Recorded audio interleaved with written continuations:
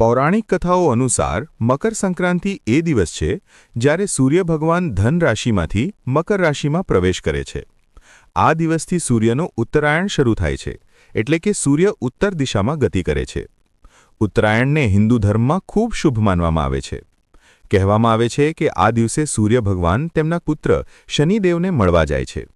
શનિદેવ મકર રાશિના સ્વામી છે. પિતા અને પુત્ર વચ્ચેના સંબંધોમાં પ્રેમ અને સમાધાનનો સંદેશ આ તહેવાર આપે છે. તેથી જ મકર સંક્રાંતિને સંબંધોમાં મીઠાશ અને સમરસતાનો તહેવાર માનવામાં આવે છે. બીજી એક માન્યતા મુજબ મહાભારતના મહાન યોદ્ધા ભીષ્મ પિતામહેર પોતાના મૃત્યુ માટે ઉત્તરાયણની રાહ જોઈ હતી.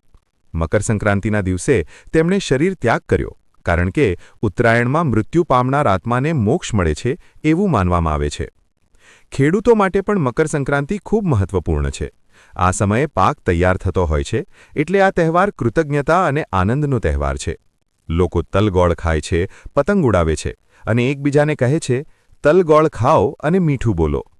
આ રીતે મકર સંક્રાંતિ માત્ર એક તહેવાર નથી, પરંતુ પ્રકાશ, આશા, સમૃદ્ધિ અને સારા સંબંધોની શરૂઆતનું પ્રતીક છે.